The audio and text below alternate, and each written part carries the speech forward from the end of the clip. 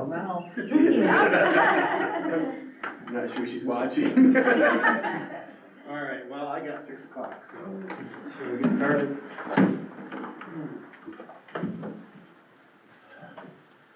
I pledge allegiance to the flag of the United States of America and to the republic for which it stands, one nation, under God, indivisible, with liberty and justice for all.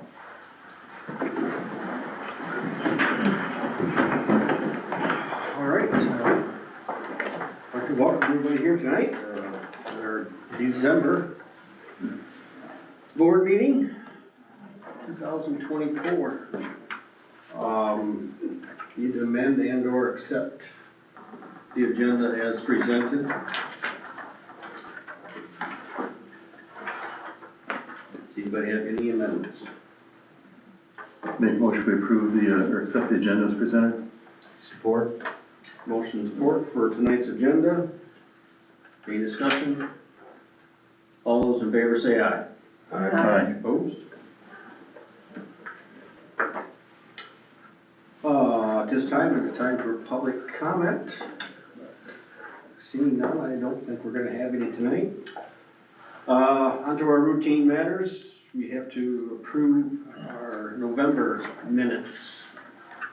Anybody see any errors that need to be corrected?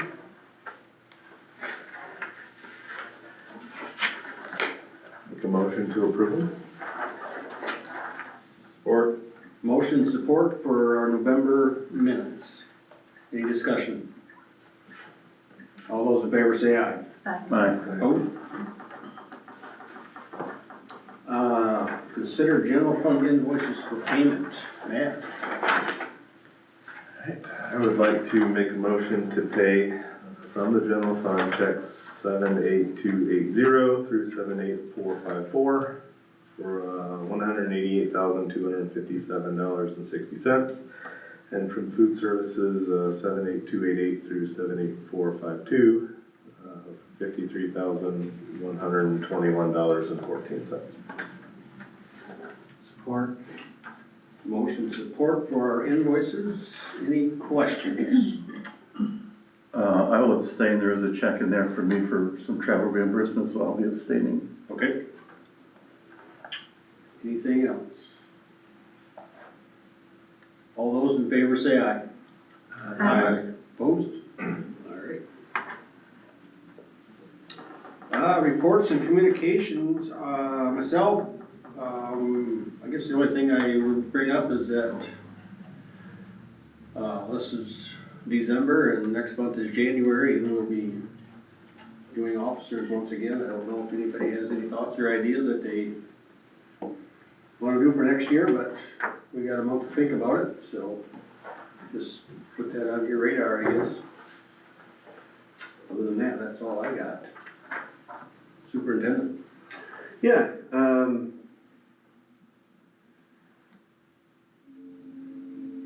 wearing a blue rocket pop colored shirt here because I lost the bet, not because I'm a Lions fan. Just wanted to get that out there. Honolulu blue is not for me or you. So see how I did a poem there. Yeah, no. December's a busy month. November goes quick because of all the breaks. It seems like, but December is a busy month. To kind of give you an idea of how busy this month is Dylan was telling us at the last district admin meeting that if I wrote it down correctly, 28 live streams this week is what Rambler Review will be doing with concerts and games. So it's just a very busy month. Just this week. Just this week. So, kudos to them and everything that they put in to that. I know Cole does a lot of work behind the scenes with that, and Gary Vanna and the Rambler Review crew. So it's a really nice feature for our district. We get lots of compliments on it. I know Mr. Vanna put a thing out on social media about donations, and we actually, for our Rambler Review kids that are going to away games to be able to eat, and we actually receive donations from people from other school districts. because they watch Ram Review when their grandkids are playing McBain and different things, so, pretty cool. But it's a lot. Athletics as well, with athletics going on, that's a lot, for the month. We have 2 new sporting, or athletic teams with, wrestling. It was a club last year, and now it's a sport. I believe they had their first invitational last week or Saturday in Manton. From what I hear, did very well. And then freshman basketball as well. And if you were here on Friday, it was a busy night. It was a really cool night. We had freshman boys play, JV boys, varsity boys, and then also JV girls and varsity girls all at home. So there's just a lot of events, and with the workings of that, there needs to be a lot of volunteers and a lot of help. So very busy. You'll see down further, or Liz will talk about it, is our budget amendment that we will have for you in December. And then also we'll talk a little bit more about project updates. I think probably the best time to talk about that would be during our committee reports with the executive committee. And then policy committee as well also met, so we'll talk about that during committee reports. And also I'd like to thank PTO, Kristen Huttinga and Courtney Agama for their Abby Myring in the kitchen and all the volunteers for the craft fair. It was another wonderful event. They think that attendance was down a little bit, could have been the roads and the forecasted weather, but I thought there was a lot of people there. But it's just a great event. PTO does a great job with that. That's their one fundraiser, and they use that money to give back to the kids and staff. So I really appreciate them for that. Any questions?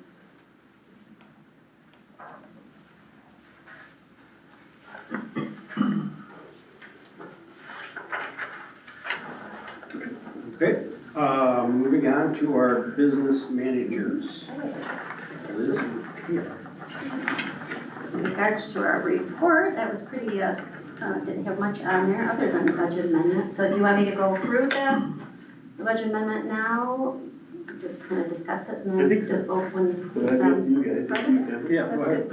Okay, all right, and, so basically, looking at, the December proposed, amendment, we're basically, very close to running a balanced budget at this point. As far as, sorry. We do have some one-time funding, that we have this year from the ISD and from the state, and we also already have some funding that is going to run out this year. And so as I go through this, I'll kind of touch on some of those. But as of right now, the current status of the budget is looking good and healthy, and at a healthy fund balance percentage. So we'll bring another amendment in the spring once we get some further information from the state on some things that we're waiting for. But as far as from the original budget, when we did the original budget, we had assumed that we would get a per pupil increase, and that did not happen when the state amended their budget. So there's adjustments in this budget for that, as far as the pupil count and as far as not getting that per pupil increase. So that was a decrease of about $184,000 between the different fundings that we get.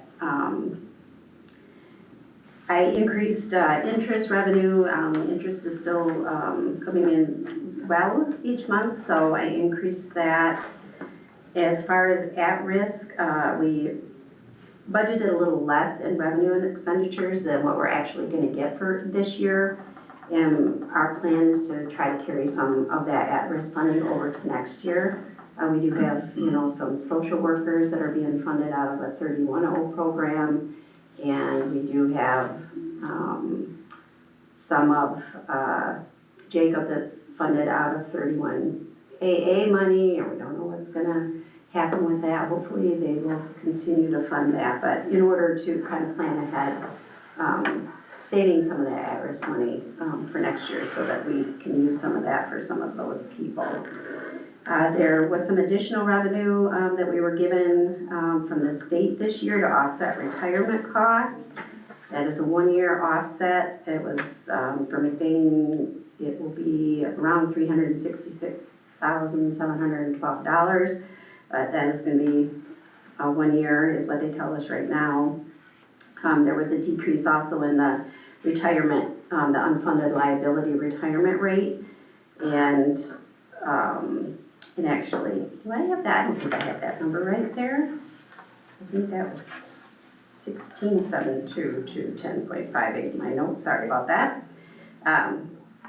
And so that is one of those weird ones that it's a revenue and an expense, so they kind of net each other out, but we have to have it on both sides of the budget. The 31.0, we increased the revenue and expenses that to use up the rest of that funding that we're using for social workers this year. And let's see, also when we did the original budget, the 31AA revenue, we had assumed we would be getting $240 a pupil, then they cut it down to 17, and now it's supposed to be going back up to 100, so I made those adjustments there, as well as carrying over some of that funding to next year to help with with Jacob's position and whatever else it ends up that we can use it for. We may be able to use some of that for, social workers and counselors too, so. Let's see, we have another one-time funding from retirement called 147C2. Really, it's the second time of the one-time. A couple of years ago, they did that as well, and that again is just an in and an out. It's kind of a confusing thing because the state is actually giving the retirement system money, but the only way that they can get the money to the retirement system is to give the money to the school, and then the school turns around and gives it to the retirement system. So that's why you see those, they're in as a revenue and in an expenditure. So let's see, adjusted a little bit for what we had left of ESSER fee funds. Those are all done. We also had some USF and E-rate money that comes through, that's kind of technology and phone service related. And again, we have to have the revenues and the expenditures. GSRP, we will, when we do our next amendment, once we get the carryover approved from the ISD, we'll include that in the next one. And the one-time millage transfer that we got from the ISD, that was like an additional $138,000. And we're gonna call that one time for now. We'll see.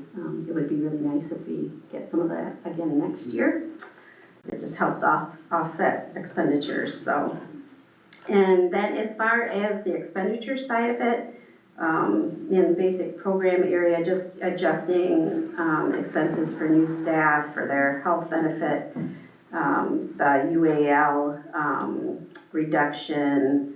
We moved the devices out of at-risk and we're putting them over into the sinking fund for now. So that was like elementary, high school, middle school. Yeah, mostly just in added needs and pupil support. It's just adjusting to the latest wages and benefits for staff. The library, unfortunately, I missed taking out a couple of the library grant items that were budgeted from the grant that we had for 2 or 3 years, 2 years, I think we had that. So those have been taken out. We moved some things around between function codes, so you may see one area has an increase and another area has less because we moved some software out into the buildings so that it's better reported to the state where it needs to be. We did add some additional for possible software for the business office. We are still trying to figure that out, and the cost of it is, most of the ones we've been looking at is coming in higher than what we had originally hoped. So I don't know if that's going to happen this year or not. So if not, we'll take that out in a future amendment and then move it to next year. We added some things in athletics, timing camera, scoreboard lighting, increased tech supplies. One thing that we are doing is moving the Rambler time revenue and expenditures. We're separating those two things out in the budget, so that we can get a better idea, if we ever need to have a better idea of, how much revenue is coming in from rambler time and expenditures, and then how much is actually the preschool and those expenditures. And so we moved the rambler time expenditures out to what's called community services, function code. And I think basically, in a nutshell, that is everything. So an overall decrease to revenue of about 184,000, decrease in expenditures of about 258,000. Our actual fund balance, came in at June 30, 2024 at 3,021,225. And so our estimated fund balance now with this budget amendment would be 3,152,555, which is a 20.84% fund balance. So healthy fund balance and stuff. Great. All right, Thank you, Liz. thanks, Liz. Any questions for Liz? Or Taylor? I'm just glad you're doing it, not us. No. Thank you. All right, we will move on to our principals. Mr. David, Oh, I'm good. you good? You should. Okay. Yes, better. I don't think I really have anything to add to my board report, because it feels like we were together not that long ago and then we had break and stuff, so just kind of continuing on, trying to manage the holiday chaos that comes in an elementary school in December. Well, the two big things coming up would be the fifth grade has their first concert tomorrow night along with middle school, so excited for that, excited for them to have that first experience. And then kindergarten, first and second grade had their Christmas program Thursday night, so I'm sure I'll see some of you around for those. All right. Mr. Fitzgerald. I'm the Christmas chaos he's trying to manage. Mr. Winkler. So, just highlighting, we have our band performances, Mr. Wisner stated, and then on the 18th is a big night here for McBain, and just reminding parents with middle school students, that is the middle school, high school concert. They do two concerts at night. Middle school is in the first one, then it's high school only, so if you're coming to watch a middle schooler perform, come to the first performance, and then you won't miss them. But we'll have regular review as backup if you do. Do they leave then after the middle school, high school performance, and then They clear out and then, high school is just? Yep. yep, so kind of changing of the guards and provides more seating for just high school families after that. So that is a big spectacular night. Highly encourage, if you can't come, watch it. It's an amazing performance. And just basically everything highlighted in my update. We are in exam mode next week. So this week we're doing our spirit weeks. High school, middle school are doing spirit weeks and doing that so we can be quieter next week right before exams and helping kids out with that. A couple things I just want to kind of shout out on a community side of things. Greg and Danae Tossi putting on the Small Town Christmas, helping sponsor that, get that organized. It was a great event to see so many students at. Elementary, middle school, high school, seeing them participating in the parades, the activities, volunteering. But it was just a spectacular night last night for our community to come together and just have a little fun for the holidays. And specific to our school, Jill Neverth got the choir together and they participated in the parade, singing carols through the community, and then helped with the tree lighting and singing there. And then we had great representation, thanks to the bus garage for allowing Brandy Boss to deck a bus out and lights from one end to the other and have that in the parade, and one of our brand new buses, just a nice way to showcase it to the community as it went through. So lots of hands went into that, and just proud of the school members that stepped in to help make it work as well. Good stuff. Okay, Becky, Mrs. Rodenbach. Yeah, I don't really have much to add either, other than what I have in here. We're just gonna try to make it through the next 2 weeks. Get through the semester. It's very, very busy in the high school with everything going on. It's super fun, just busy, and we need to focus on exam next week and get through this, so. Okay. Any questions for the principals? All right, anything from MASB? Ken? Yeah. Been doing a few things. I attended a remote legislative update on the 18th of November, reporting on some of the current legislation issues that are going on. I attended the MASB board meeting in Lansing on the 22nd. There are currently 8 openings on that board. Our region does not have any openings at this time. My term will end next year. A lady from Oscoda and myself represent this region, and our terms will expire in 2025. This Wednesday night, I'm going to do a remote class, just covering some legal issues. I'm going to do a remote class for a class credit.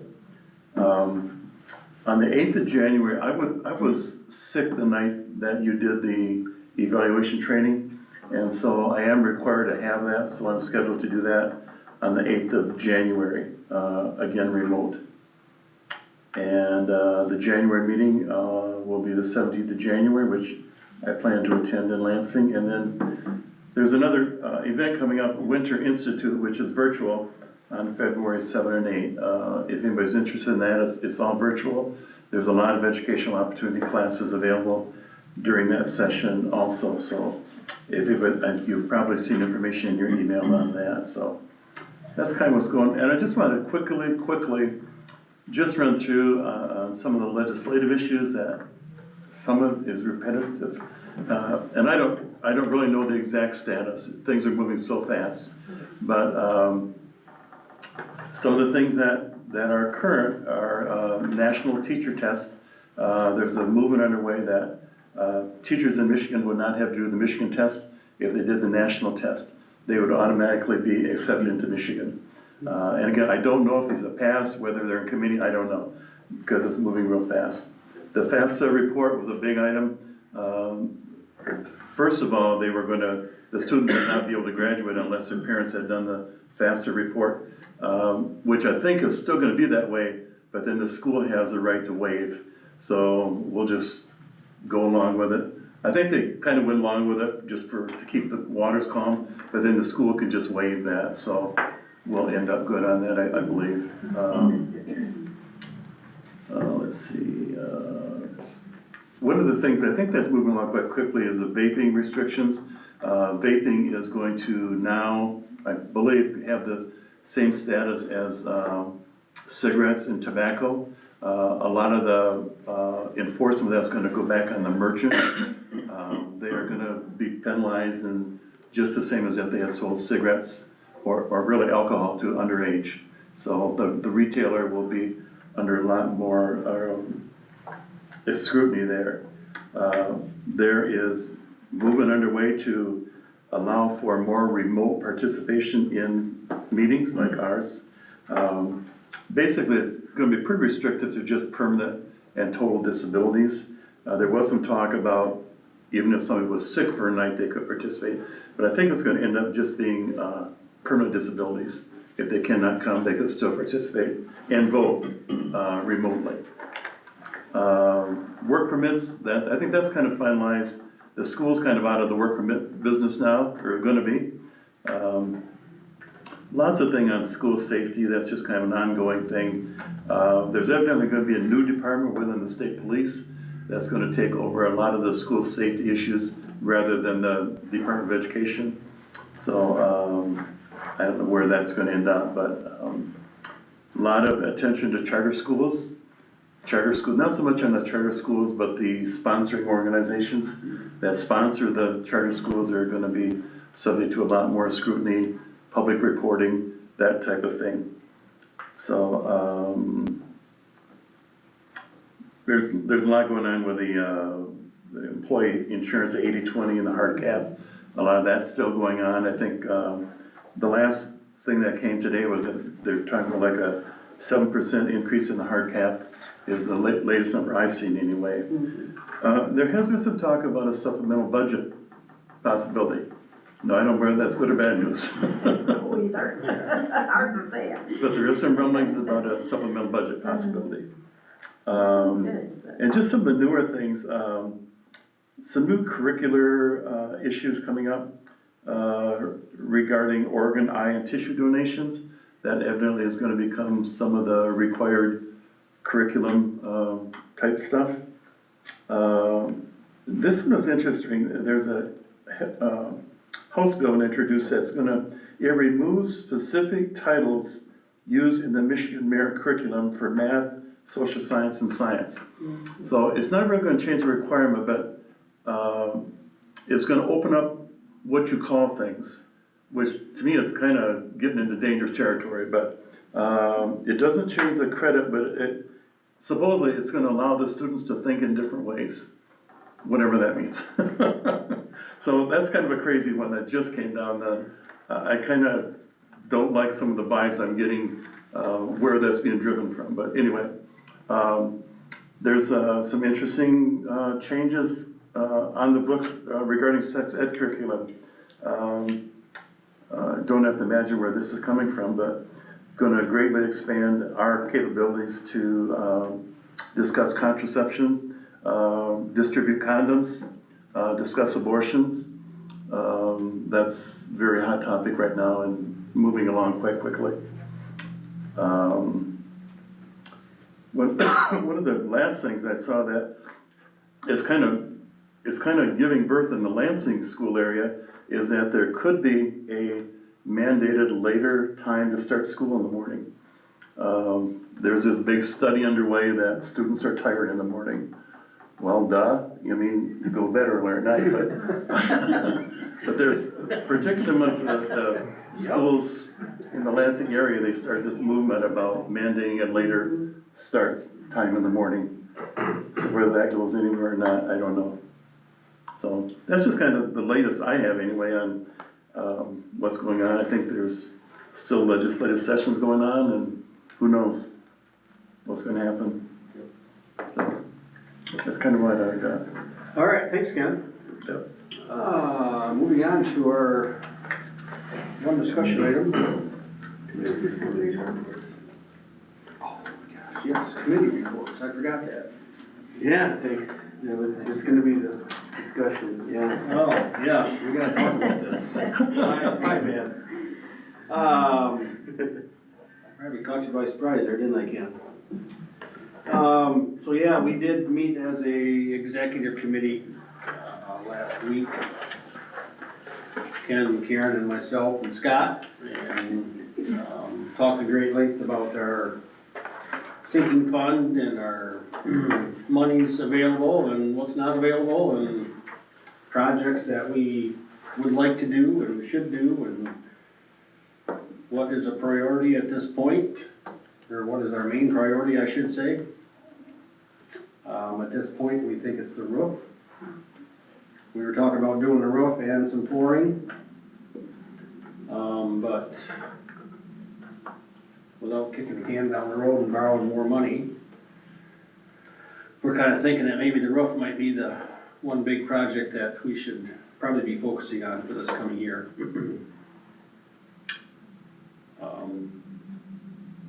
Scott, do you want to explain some of the numbers? Yeah, so we initially had thought that, we had a overage of 200,000.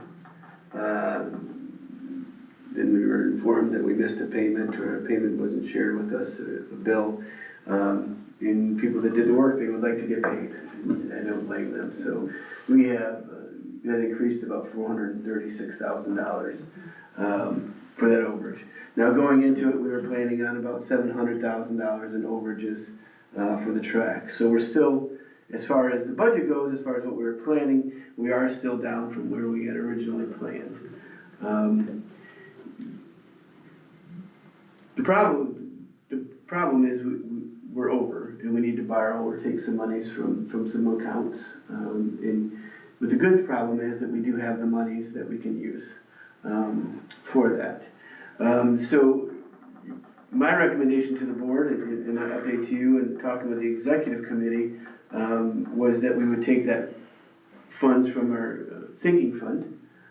This coming year sinking fund, we would borrow that, and we would replace that money. We would pay it off, and then we would replace the district's monies with the upcoming sinking fund dollars.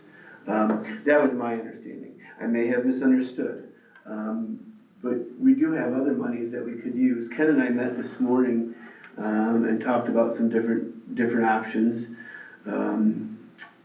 And, you know, one of the things that he brought up is what if we took a third from each? A third from general fund, a third from capital projects, and a third from the sinking fund. That would kind of help offset and even out the borrowing of upcoming funds.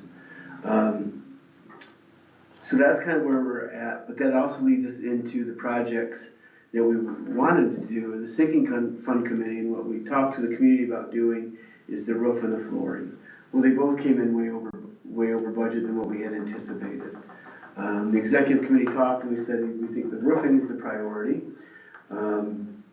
It's better to protect the floors before we put new floors in. Exhibit A. Yeah, we have a link, and this is one of the base bid areas, right? Because we knew we had problems here. This is an old roof. So that's kind of where we're at as far as, you know, even if we take a third from each account, I do not think we can do both. We can't do flooring and we can't do roofing. We would have to put one off for another year. You know, I think to be good stewards of our money, we look at the roofing. This does not need to be decided tonight. And this is what I mentioned in my update to you guys is I want to wait till January so we have time to process this. We don't need to make a decision tonight. But I think tonight's a good night to have some discussion and some thoughts shared. So I agree with it. Which part? The roof. The roof. That needs to be done, Yeah. and as much as we wanna get flooring done, I don't wanna keep borrowing from sinking fund year after year after year. Let's get back on. I agree. I'd like to kind of express my feelings about, like I said, I talked to Scott this morning and the executive committee, you know, this also came up, but my feelings on it are that I'm very nervous about tapping the sinking fund for $436,000. And the reason is next year we're gonna have $1 million available. And the first $250,000 of that, or at least $200,000, is tied to technology. So if we take that out, we got $750,000 left. If we take out $436,000 for the shortage, next year's sinking fund budget is gonna be down to about $300,000. And we may not even be able to do roofs at that point. So I don't support taking the full amount out of the sinking fund. The sinking fund was something that, well, let me back up a minute. When we went to the voters, we presented two distinct different proposals, a bond issue and a sinking fund. They were very distinct. They each had their own lists attached to them. You know, they were not interchangeable per se. So I'm really nervous about draining that sinking fund. And the sinking fund is facing the same financial pressures that the bond did. I mean, the bids are just outrageous, you know, and nobody could have anticipated those costs. So I really don't favor personally taking the full amount out of the sinking fund. I think it would really devastate the sinking fund for probably 1 or 2 years before we could really start to get back on some schedule again, if then. So what else is left? So you'd have to look at, we have about $600,000 in the capital projects fund, and with this budget projection, we have about $3.1 million in fund balance. Now, I fully realize that $3.1 million looks huge, but we also know how uncertain the future is for the general fund. When we just had it happen this year, they could really cut the rug out from under us. Whether they do that again, I don't know. But, so, but the point is that we have other funds available. My personal druthers would be to take half from the fund balance and half from the capital projects fund. We could split up in thirds. That would be kind of a compromise, but I'm really nervous about dipping into the sinking fund for the full amount, because it would really devastate that program for a long time in reality. The other thing that bothers me a little bit is that if you go back a few years when we went to the voters in 2018 and 19 for bond proposals that were not successful, one of the big complaints was that there was perceived to be significant sections in that proposal that really were general fund items, that were we were kind of supplementing the general fund. And I view that if we leave the general fund harmless in this, it's kind of going the same way that we're kind of supplementing or protecting the general fund at the expense of the sinking fund. And I feel that the general fund has to stand or fall on its own. I believe it can't rely upon funding from long-term debt situations, whether that be sinking fund or bond fund. The general fund can't rely upon that. The sinking fund has to, like I said, it has to make it or not make it on its own. And I know there's lots of pressures, and I completely understand that, but I think we need to manage the general fund on its own merit, and not rely upon supplement from any of our debt situations, whether that be bond or the sinking fund isn't a debt situation, but it's a separate program. So that's where I'm at. I would not favor taking the full amount from the sinking fund. I would like to have nothing to come out of there, but if there's a compromise that we could split it 3 ways, it would still leave us a pretty significant capital projects fund. I think, given all the unknowns, I think the fund balance could absorb that. So anyway, that's my spiel. Okay. Any other thoughts, questions, comments? Ken, when you're saying the 3 different places, you're talking about just the roofing, correct? What's that? You're talking about just the roofing, correct? For? When you say 3 different funds, you're talking about the roofing project? No, when I say 3 different funds, we got the sinking fund, and we've got the capital projects fund, and we got general fund. Yep. It's the Yeah. But overage it's- for what we spent this We year. already Right. have, Yeah, he's talking about covering the overage. Yeah, the overage, and we all knew what was there. I mean, Got we it. knew right away that. You're talking about the check that didn't go through and all of that kind of stuff. You're not talking about these. Yeah, the 400,000 Okay. is what we're dealing with, and that's no surprise to anybody. We all Right. knew Yeah. with the pricing that came in that we were gonna be short. It's just a Right. matter of, okay, where's that gonna come from? Right. And we're blessed that we have options, Yeah. I don't know, that's my feel. The sinking fund is special to me because I think it provides a real open path to make some improvements over time. And I'm gonna protect that. And that's, as much as I can. Right. I did share with you too, the projections for the next school year, 25-26 and 26-27. That Liz put together, I had it at your spot today. It just kind of shows potential. Obviously, this is, like when college sports comes out with the way too early college football predictions in March. This is kind of where we're at. But it kind of gives you that of a 1% increase across the board. So that you have. I was just gonna say, some of the one-time funding that we know isn't gonna be there was taken out of that, that's right, Scott. It'll be fine, so that you kind of have some idea with that, but I'm happy to run some scenarios for you guys. Liz Taylor and I can I'll do that, throw you guys in there too.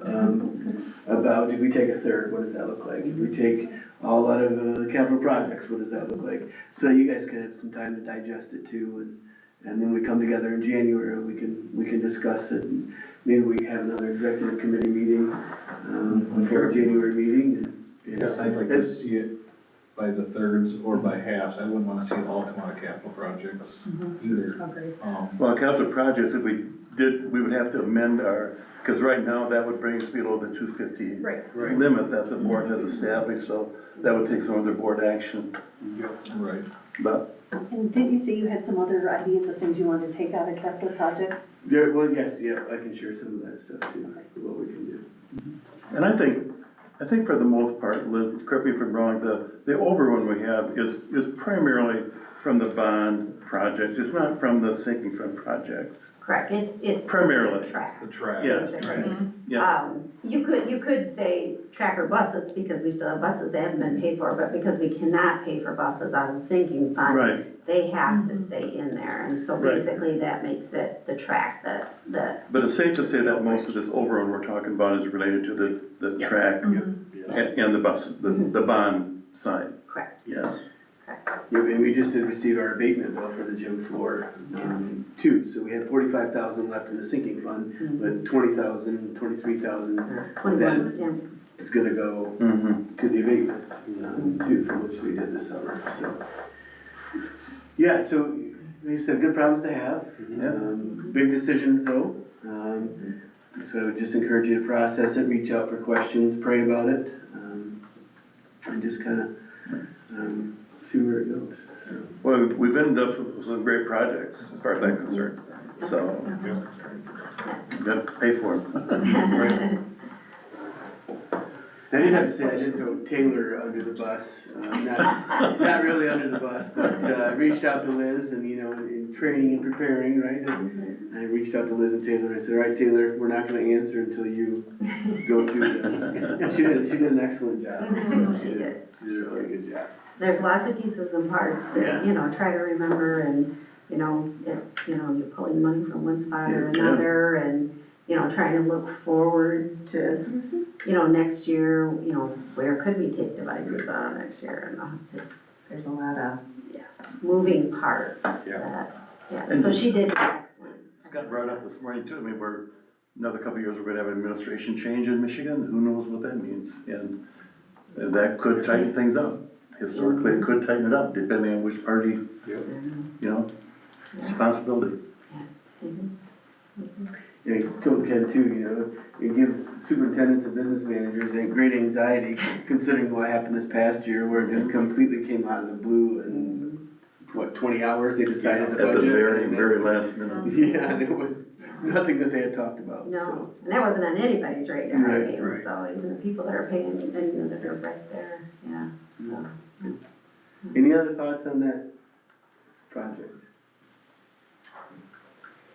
Becky, you understand what we're, Oh, I got it. I thought he was already talking about the roof, so I was like, yeah, no, we're trying to cover the overage got it, last year, and then making sure we can still do a roof. got it. We need to do the roof. Yeah. But then we would not do a floor. Right. Yeah. We went No, right the- from roof to floor to what The we floor owe. would take a Sorry. miracle. to get that. Yeah. I'm like, you guys went way too fast for this girl to do all the finance stuff. I'm like, wait a second. You gotta know what we're thinking. We were talking about roofs and floors, and then we're all of a sudden talking about what we owe. I'm like, Yeah. okay. It's just the bids that we. Okay, thank you. It wasn't just me, because I'm like, wait a second, where did we just move Don't to? make me repeat it. I got what you were saying. I just was like, which one are we looking at? So Matt let you take the fall. Yeah. Yeah. That's why we keep you two. Yeah, it's like over here, that light looks like it's about to implode on us too, so. It's I fine. see water in there. Yeah, I know, like it's Oh, it's not getting dimmer. looking so great. This is dripping, I'm like, oh boy. All right, policy committee. Policy committee, we did meet, kind of a non-planned meeting, but they both were able to attend our Troon, policy, update about potentially switching to Troon, and we got to see Troon go through a policy, with schools going through and changing to policies. And They were fortunate, their 2.5 hour meeting, they had some people that were sick, ended up being about 40 minutes, 45 minutes, so it worked out well. But I don't know if you two would like to add anything to that. Go ahead, Matt. Well, it's super interesting for sure, and just a little bit of comparing between the two.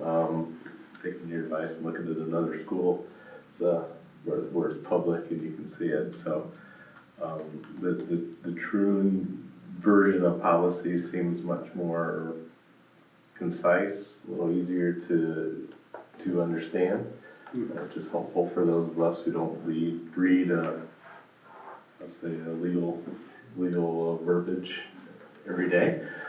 So I think there's some definite benefits to it.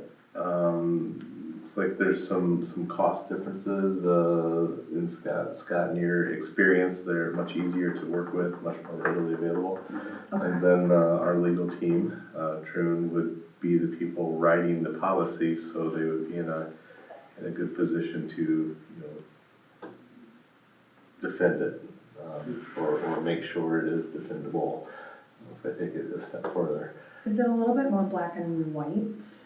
I know we've seen some of that, like where the gray, or where you kind of are reading through, and some of the concerns we've seen with other boards, like that's my big thing, is that it's a little more clear, a little bit more directed, not so read in between the lines type of thing. Or is it more that it's thrown in there, our lawyers, and they can also then maintain and help with that and defend it? Correct. More so that. Yeah, Okay, I know that this is a big piece of, where people get their hair on fire and they, you can't do this, and we don't wanna do this, and we don't believe in that, and I absolutely support that, but we also, within funding and government, we have to maintain. So I just wanna make sure, that, I know it's always gonna be a little gray, and you're always gonna have something, but I think the more it would be knowledgeable about, and the more we can defend it, the better it would be. I would throw out real quick, there are obviously topics and issues that are very sensitive and vary greatly for different regions, or different regions, I'll say. They still have those options to select or deselect based off of your region, your constituents, your community. that's the word. So there's still opportunities to tailor it, but it's just the verbiage is much simpler. Okay. I like that. It's gonna be a very long process. There are a lot of. They say 3 months, we think it might be more like a year, because it is gonna entail going through every one of our policies and marrying them up. So it's gonna be a long process. Who leads that process? What's that? Who leads that process? The next policy committee.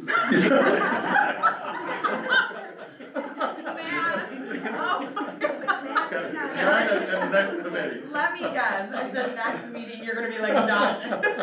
Okay, that's fair. Good one.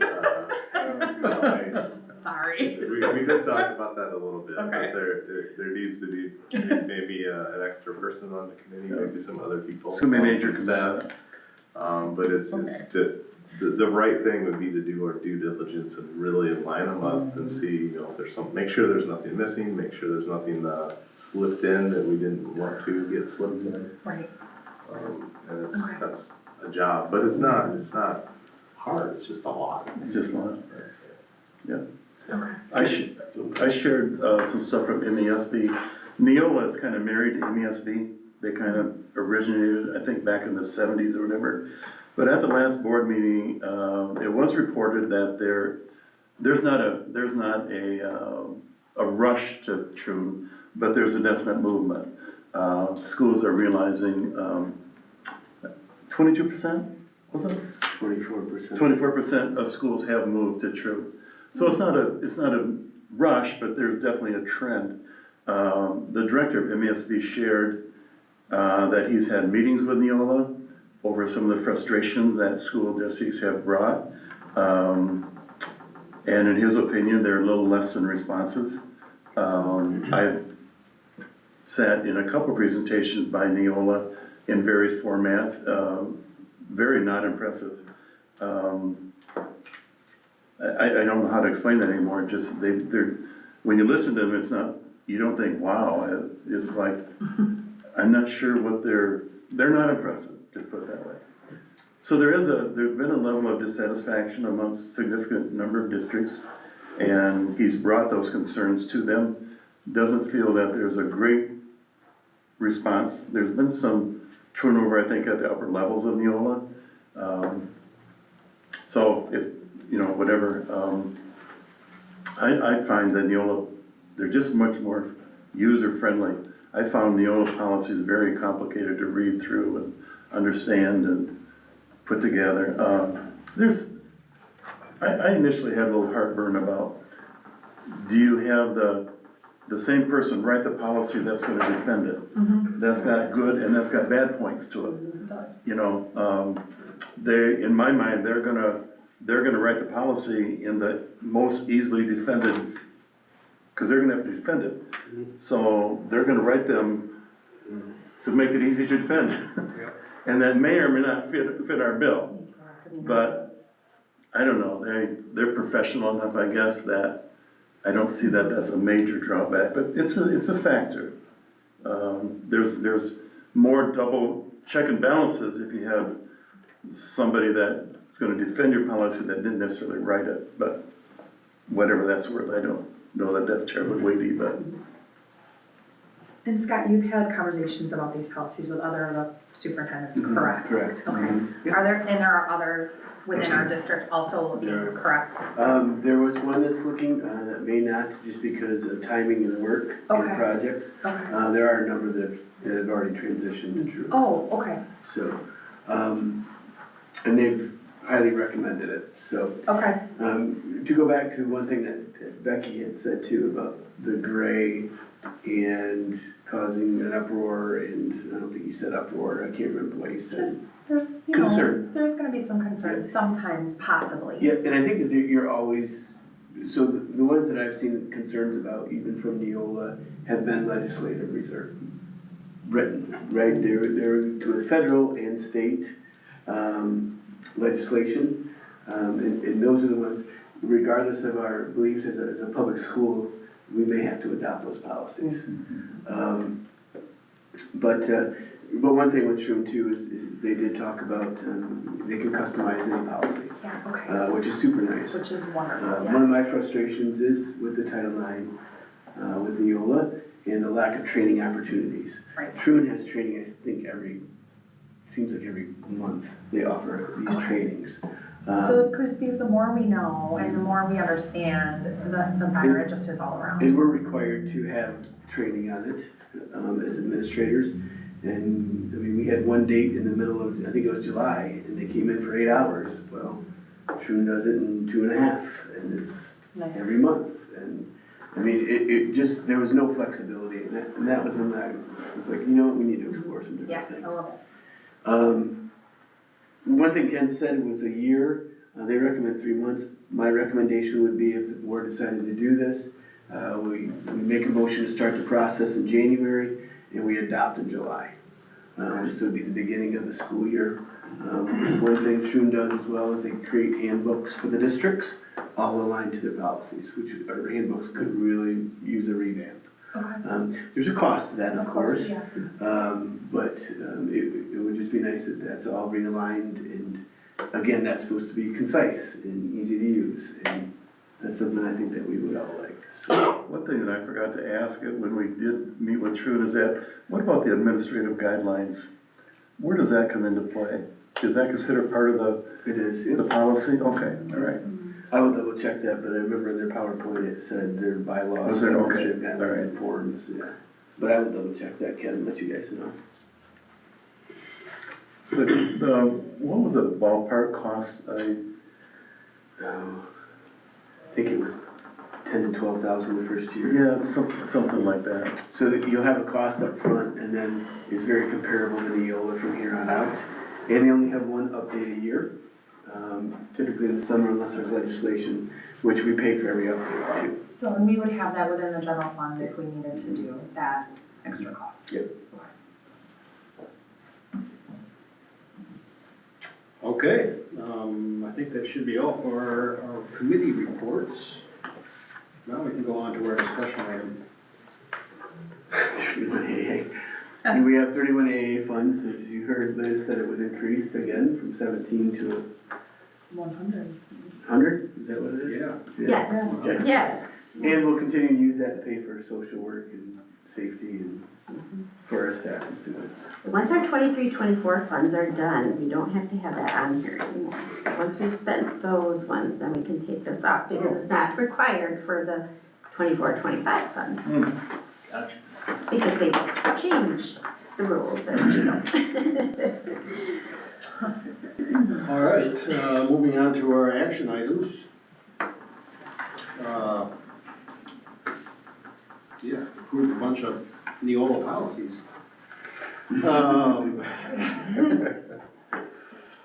39-1, PO 3120.08, and PO 5330.02, PO 5340, PO 5500, PO 7440.03, PO 7540.09, PO 8321, and Edgar UGG revisions 39-1, PO 1130, PO 3110, PO 4110, PO 6110, PO 6111, PO 6112, PO 6114, PO 6325, PO 6550, PO 7310, PO 7450.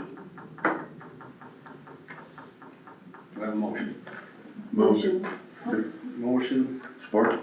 support for Neola policies.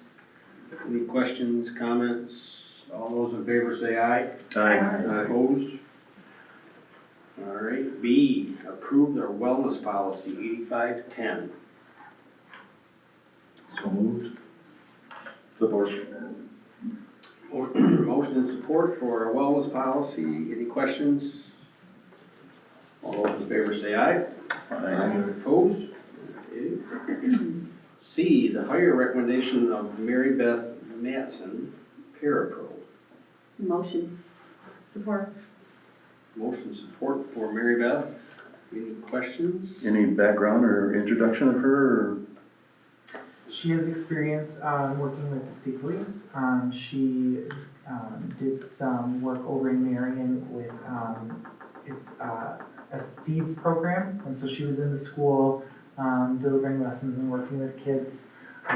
She started before break, is doing really well. Her son graduated from McBain like 3 years ago, I think, and she's got a grandkid in the middle school. Okay. All right, we have motion and support for Mary Beth. Any more questions? All those in favor say aye. Aye. Opposed? All right, congratulations to her. D, the hire recommendation of Brian Westorp, freshman basketball coach. Motion. Support. Motion and support for Ryan. All those in favor say aye. Opposed? E, the hire recommendation of Adam Corliss, middle school wrestling coach. Make the motion. Support. Motion support for Adam. All those in favor say aye. Opposed? On to the backside. F, to approve the 80/20 staff health insurance premium. Motion. Support? Motion support for our 80/20 health insurance for the staff. Any questions on that? All those in favor say aye. Aye. Opposed? G, approve the 24-25 budget amendments. So moved. Support. Motion support for our 24-25 budget amendments. Any discussion on that? All those in favor say aye. Aye. Opposed? H, closed session for superintendent evaluation. Motion. Support. Motion support for go into closed session. All those in favor say aye. Is your Aye. class, any girls freshmen? Just boys? Okay. 6:59.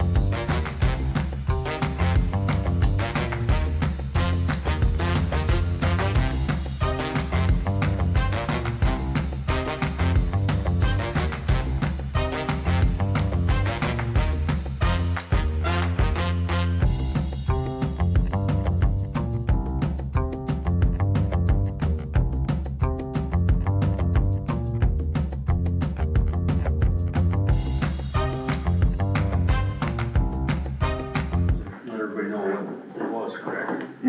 Okay. We should be back on. Okay, so we are back into open session as of 7:31. And just to let everyone know that's listening and watching, we did our superintendent evaluation of Mr. Aiken, and we gave him a 2.85, which is a 95%. Which on paper says effective, but in our mind, it's highly effective, but we can't say that anymore, but that's what we feel it is, but, legally, he got an effective score. So that's what we got for him tonight. From that, we will move on to public comment, which I don't see no public, so we have a board round table time at this time, if anybody's got anything to add? Just one thing, I'll throw it to you. I got a community member, grandparent, that also has grandchildren in the Gaylord schools. And they have went to we're piloting a no cell phone policy and are getting great feedback from students, staff, and parents on it. I will, email that letter to you, Scott, and that statement from the school. And, so you can share with everybody. But Seneca had some great feedback in it. Good. Didn't TCAPS do that this year as well? There's Or am I? several districts that are moving to that. Okay. I think I reported last month that at the conference, there was a session on that. It's very, very interesting where districts are going, different perspectives on it. But they're all, it's not to the point where they're saying that there's any academic improvement, but they are saying that there's significant social improvement as far as interaction. I think that's what this stated, that there was. Yeah. And even expecting negative feedback from the kids it's gone over pretty well. It's good, yeah, and they said there's always a initial backlash from parents, but that very quickly goes away. That is not significant, and it's not long, it doesn't go on for long. There's just an initial knee-jerk reaction. Sometimes people forget, I like to remind employees, if your wife needs to get a hold of you, we have working phones. That's the biggest We thing. have to do the If same I need to thing. reach my child in an emergency, well, we have a system to handle that, and it's a very interesting conversation, yeah. So one of the things that we're tracking in Swiss with our PBIS is infractions, right? And so we had it broken down to technology infractions and cell phone, to see where they're falling, to see if cell phones are actually causing a disruption to learning and education. So it's kind of one of the things that we're looking at. Yeah. It's nice that we're able to break that down. So. That's great. Yeah. And one more quick thing. I happened to be in the building last week, but Molly had an incident where she passed out when they were outside doing rocketry. Her sugar had went low, and she was goofing off a little bit too, but she passed out, and one of her friends caught her. She ended up bruising up her knee, and but Nurse Megan did a great job. Good. So That's great. she come looking for Melissa, and I happened to be there dropping off something that Melissa may have forgot. And You have that. she grabbed me in. We went down there, and Benefit of It's very having good. her here. that's it. I just had one quick thing. Thank you very much for the evaluation. I do really enjoy here, and working here and living here, so thank you.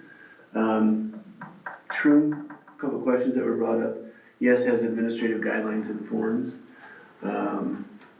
The cost, the policy manual is $8,000. Administrative guidelines and forms is $4,500. Handbooks are $1,500. And then the annual updates are about $2,750 up to. It's really close besides that $8,000 to what we're paying, or the initial $12,500 is very comparable to what we're paying. Neil, thank you. And when you say handbooks, like, is that Every student? for each, like elementary, middle school? That would be Or would that be the- employees? That would be for students. Got it, okay. That would be the master handbook that we You would said those then need to be disseminate. redone? With that, You said those need to be it redone? would need to be. Okay, okay, Have them all aligned to the policy. okay.